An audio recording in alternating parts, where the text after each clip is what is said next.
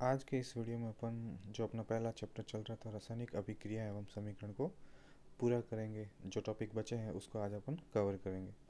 तो अपन आज क्या क्या पढ़ेंगे मैं बता देता हूँ बेटा।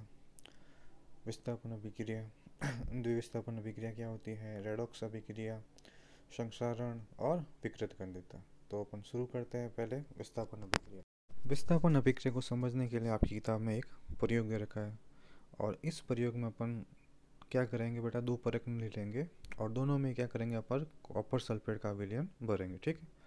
और इसमें से एक परख नली में अपन क्या करेंगे, लोहे की कील को अपन डालेंगे और दूसरी वाली परख नली को अपन ऐसा कैसा रखेंगे।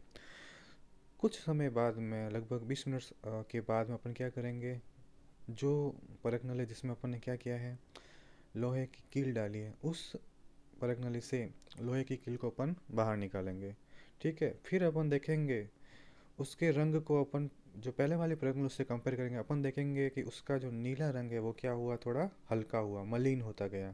और जो लोहे की कील प्रारंभ में आपकी ऐसे रंग की थी वो अब कैसी हो गई है, भूरे रंग की हो गई है, ठीक है। और यहाँ पे देखो कॉपर सल्फेट का जो नीला रंग था वो क्या हो गया आपका, मलिन हो गया है। ये देखो कॉपर सल्फेट का नीला जो रंग है वो मलिन हो गया। अब क्यों हुआ ऐसा, ये हुआ है आपके विस्थापन अभिक्रिया से। विस्थापन अभिक्रिया क्या होती है, ऐसी रासायनिक अभिक्रियाएं जिसमें अधिक क्रियाशील तत्व कम क्रियाशील तत्व को उसके यौगिक से विस्थापित कर देता है। जैसे यहाँ पे देखो, मैं अभी आपको कुछ अपन विस्थापन अभिक्रिया का उदाहरण देखते हैं, ठीक है। यहाँ पे दे रखा है, देखो बेटा, Fe और कॉपर सल्फेट, ठीक है। तो रिएक्शन के बाद क्या हुआ, यहाँ पे Fe ने क्या किया, कॉपर सल्फेट को क्या कर दिया, यहाँ से हटा दिया और रिएक्शन के बाद कॉपर क्या हो गया, यहाँ पे अलग हो गया, ठीक है। अब ये क्यों हटाया यहाँ से, Fe के पास ऐसी क्या शक्ति है कि वो उस कॉपर को हटाएगा। तो ये जो होता है बेटा वो होता है सक्रियता श्रेणी से, धातु सक्रियता श्रेणी से। और धातु सक्रियता श्रेणी का ये जो चित्र है आप देख रहे हो उसको आपको याद करना है। काना कार मांगे अल्टो जैन फरारी, प्रभु हैं क्यों हुजूर आज आओ। तो इस तरह से आप क्या कर सकते हो, धातु की जो सक्रियता श्रेणी होती है उसको आप याद कर सकते हो, ठीक है। यहाँ पे अपन देखेंगे जो आपका Fe है वो देखो, यहाँ पे Fe आपका यहाँ पे है, ठीक है। और कॉपर कहाँ पे है, यहाँ पे। तो यहाँ पर जो सबसे ऊपर वाले जो तत्व होते हैं वो होते हैं आपके अधिक क्रियाशील। सबसे ऊपर वाले जो तत्व होते हैं वो होते हैं अधिक क्रियाशील। तो मतलब क्या हुआ, यहाँ पे जो Fe है वो क्या है, कॉपर से अधिक क्रियाशील है। तो Fe क्या करेगा, यहाँ से कॉपर सल्फेट को क्या करा देगा, हटा देगा, मतलब उसका क्या करेगा, विस्थापन कर देगा। इसके बाद में दूसरी अभिक्रिया अपन और लेते हैं विस्थापन अभिक्रिया की। यहाँ पर देखो बेटा Zn और कॉपर सल्फेट, ठीक है। तो अपन वापस यहाँ पे देखते हैं, यहाँ पे अपन वापस देखते हैं तो अपन देखते हैं, अब देखो यहाँ पे Zn है और कॉपर है। तो अब यहाँ पे देखेंगे तो Zn कहाँ पे है, Zn आपका यहाँ पे है और कॉपर कहाँ पे, यहाँ पे। मतलब क्या हुआ, Zn कॉपर से क्या है, अधिक क्रियाशील है। तो यहाँ पे भी क्या होगा, रिएक्शन के बाद कॉपर हटेगा, ठीक है। अगला है आपका यहाँ पे Pb प्लस CuCl2, ठीक है। Pb मतलब लेड और यहाँ पे है कॉपर। तो यहाँ पे वापस देखते हैं अपन, तो यहाँ पे अपन जब देखेंगे वापस तो अपन देखते हैं कि यहाँ पे जो लेड है वो क्या है, यहाँ पे है और कॉपर क्या है, यहाँ पे। इसका मतलब क्या हुआ, जो लेड है वो क्या है, कॉपर से अधिक क्रियाशील है। तो वो क्या करेगा, विलयन से कॉपर को क्या करेगा, हटा देगा, ठीक है। तो यहाँ पे ये कॉपर बाहर निकल गया, मतलब यहाँ पे क्या हुआ, विस्थापन हुआ, ठीक है। ये सब हमको पता चलता है धातु सक्रियता श्रेणी से। तो आप इसको यहाँ से याद कर सकते हो, धातु सक्रियता श्रेणी। उसके बाद में बेटा जो अगला जो टॉपिक है वो है आपका द्विविस्थापन अभिक्रिया। द्विविस्थापन अभिक्रिया, तो द्विविस्थापन अभिक्रिया को समझने के लिए अपन यहाँ पे एक अपनी किताब में एक प्रयोग दे रखा है, ठीक है। क्या है यहाँ पे, एक तो बेरियम सल्फेट, दूसरा है सोडियम क्लोराइड। आपने क्या किया, एक परख नली में बेरियम सल्फेट लिया, दूसरी परख नली में आपने क्या लिया, सोडियम क्लोराइड का विलयन लिया। दोनों को जब आपने आपस में मिलाया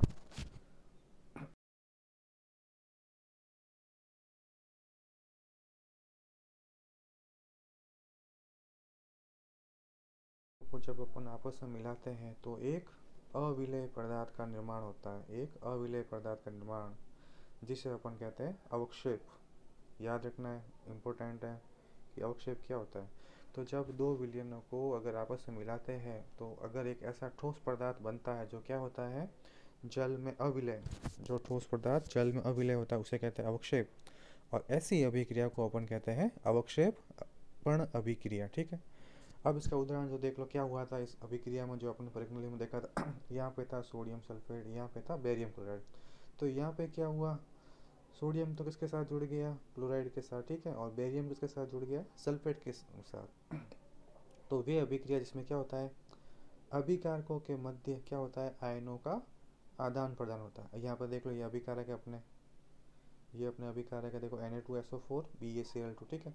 यहाँ पे क्या हुआ, Na तो किसके साथ जुड़ गया, Cl के साथ में, और Ba किसके साथ जुड़ गया, SO4 के साथ में, ठीक है। तो ऐसी अभिक्रिया जिनमें अभिकारकों के बीच आयनों का आदान प्रदान होता है उन्हें द्विविस्थापन अभिक्रिया कहते हैं। क्रिया है वो है आपकी उपचयन व अपचयन अभिक्रिया। उपचयन व अपचयन अभिक्रिया क्या होती है इसके बारे में अपन पढ़ेंगे।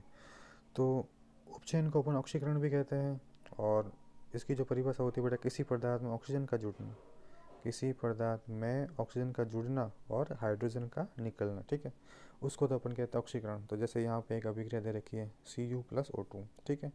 यहाँ पे देखो कॉपर में किसका योग हो रहा है, ऑक्सीजन का जुड़ रहा है, मतलब क्या हो रहा है, यहाँ पे उपचयन हो रहा है, ठीक है। इसी तरह देखो दूसरे वाले यौगिक में इस कॉपर ऑक्साइड में क्या जुड़ रही है, हाइड्रोजन, ठीक है। तो यहाँ पे ये अपचयन अभिक्रिया है।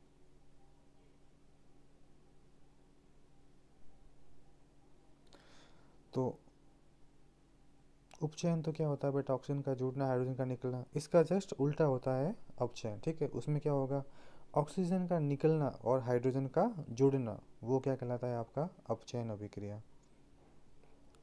तो यहाँ पे आप देख सकते हो, यहाँ पर दे रखा है कि अभिक्रिया के समय किसी पदार्थ में ऑक्सीजन की वृद्धि होती है तो कहते हैं उसका उपचयन हुआ। जब किसी अभिक्रिया में किसी पदार्थ में ऑक्सीजन का ह्रास होता है तो उसको कहते हैं अपन उपचयन। ऑक्सीजन का जुड़ना तो है उपचयन, और ऑक्सीजन का निकलना है आपका अपचयन।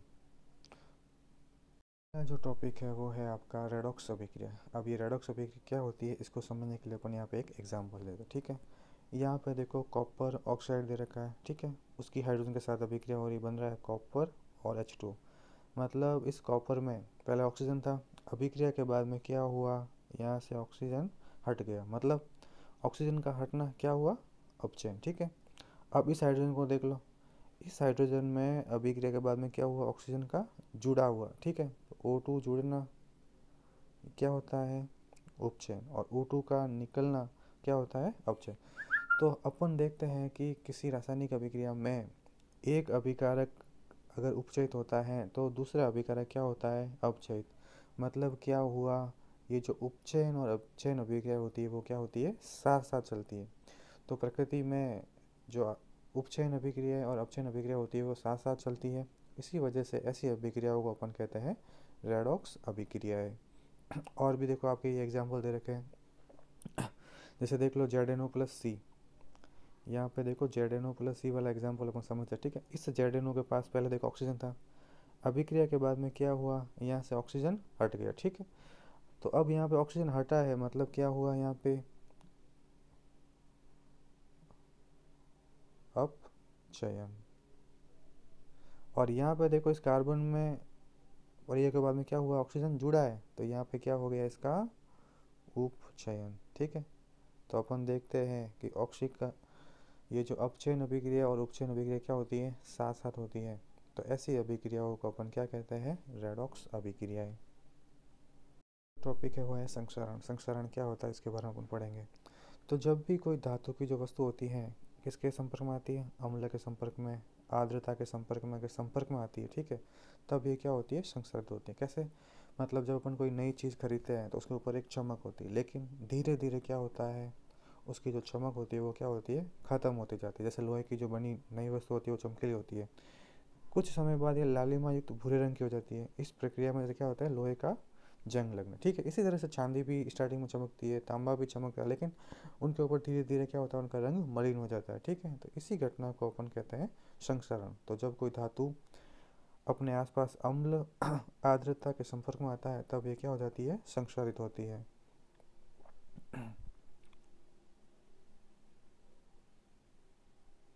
और इसी प्रक्रिया को अपन कहते हैं संक्षारण। जैसे चांदी के ऊपर काली परत, ठीक है, याद रखना आपको, चांदी के ऊपर कैसी परत बनती है, काली, ठीक है। इसी तरह से तांबे के ऊपर हरी परत बनती है, ठीक है, तो ये आपको याद रखना है। अब ये जो संक्षारण होती है वो क्या होती है, एक नुकसानदायक प्रक्रिया है, ठीक है। इससे क्या होता है, जो कार के ढांचे हैं, पुल है, लोहे की रेलिंग है, जहाज है, ये सब क्या हो जाते हैं, क्षति होती है, ये धीरे धीरे क्या होता है, नष्ट होने लगते हैं, ठीक है। इससे क्या होता है, सरकार को इस पर बहुत ही पैसा खर्च करना पड़ता है, तो संक्षारण हो गया, ठीक है। संक्षारण से बचने के जो उपाय होते हैं जैसे आप ऑयल का उपयोग कर सकते हो, पेंट का उपयोग कर सकते हैं, या सतलेपन, गैल्वेनीकरण कहते हैं उसको, जिसमें क्या होता है, जिंक धातु की अपन परत चढ़ाते हैं लोहे के ऊपर, ठीक है, लोहे के ऊपर जिंक धातु की परत चढ़ाना क्या कहलाता है, जो सतलेपन या गैल्वेनीकरण, ठीक है। अगला जो टॉपिक है वो है आपका विकृत गंधिता। ये क्या होती है विकृत गंधिता? तो जब वसा युक्त अथवा तेलीय खाद्य सामग्री को आप लंबे समय तक रखोगे तो उसका जो स्वाद है और गंध क्या हो जाता है, वो बदल जाता है, ठीक है। तो अब इनके जो स्वाद और गंध बदल जाते हैं, तो इस चीज क्रिया को अपन कहते हैं विकृत गंधिता। तो प्राय इनको बचाने के लिए अपन क्या करते हैं, इसके अंदर प्रतिऑक्सीकारक पदार्थ मिलते हैं जो इनको ऑक्सीकरण होने से रोके। तो ये क्यों होती है, क्योंकि इनका क्या होता है, उपचयन होता है, ऑक्सीकरण होता है, यहाँ पे याद रखना है। विकृत गंधिता क्यों होती है, उपचयन की वजह से इन वस्तुओं का क्या होता है, उपचयन हो जाता है, इसी वजह से ये क्या होती है, खराब होती है। तो अब इसके अंदर क्या मिलाए जाते हैं, प्रतिऑक्सीकारक मिलाए जाते हैं, ठीक है। वायुरोधी बर्तनों में अपन इनको रखते हैं, ठीक है। अब चिप्स बनाने वाली थैली, तो चिप्स बनाने वाली थैली में ऑक्सीजन को हटाकर उसके अंदर कौन सी गैस भरी जाती है, नाइट्रोजन गैस। याद रखना है कि जो चिप्स की जो थैलियाँ होती है उसके अंदर कौन सी गैस भरी जाती है, नाइट्रोजन। ये सब क्यों करते हैं, ताकि क्या हो, उपचयन ना हो सके, ठीक है। तो विकृत गंधिता क्या होती है, वसा व तेलीय खाद्य सामग्रियों को अगर अपन लंबे समय तक रखें तो इनका स्वाद और गंध बदल जाता है, इसी घटना को अपन कहते हैं विकृत गंधिता। और विकृत गंधिता से बचने के क्या क्या उपाय, अपन क्या करेंगे, प्रतिऑक्सीकारक का उपयोग करेंगे, वायुरोधी बर्तन में रखेंगे अपन खाद्य सामग्री को। इसके अलावा अपन क्या करेंगे बेटा, जो ये जो चिप्स की जो थैलियाँ होती है इसके अंदर क्या होता है, ऑक्सीजन को हटाकर अपन क्या करते हैं, नाइट्रोजन जैसे कम सक्रिय गैस, क्योंकि नाइट्रोजन नॉर्मली क्रिया नहीं करता है, तो इनको अपन मिलाते हैं। तो इस तरह से ये विकृत गंधिता को रोकने में सहायक होता है। तो ये अपना चैप्टर हो गया है पूरा।